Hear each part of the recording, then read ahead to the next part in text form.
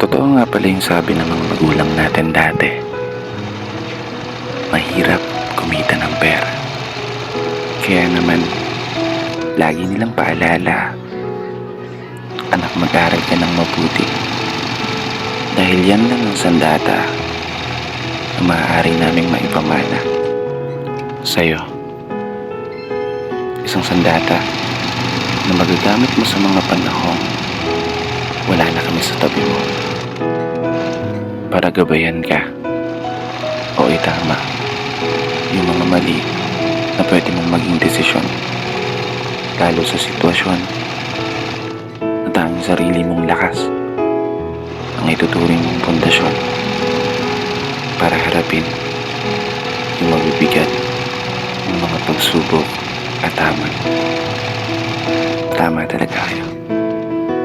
Tama lahat ng mga sinabi niyo. Eto na po yun. Ako, laban sa mundo. Ako, para sa pangarap ko. Di ko may tatanggi.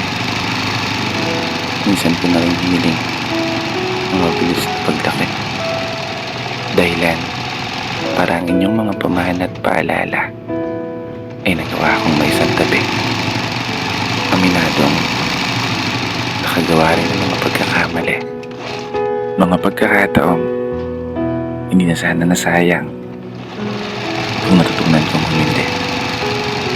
Mga daan na pinili kong lakaran kahit salungat sa kakayahan ng mga binti.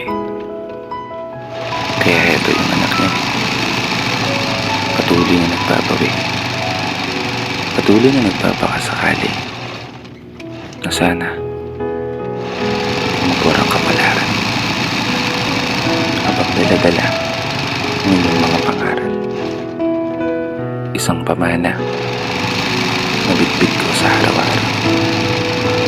Hindi ako sigurado kung gagana yung mga plano. Ang tanging alam ko lang, magagawa ko itong may panalo. At sa araw na yun, pangako, kayo naman. Sa araw na yun, babawi ako sa inyo. Maraming salamat sa sandata niyong ipinamana. Dito na nagtatapos. Kaya isang pagpupugay para sa lahat ng mga magulang at para sa lahat ng mga anak na patuloy sumasabay sa hamon ng buhay.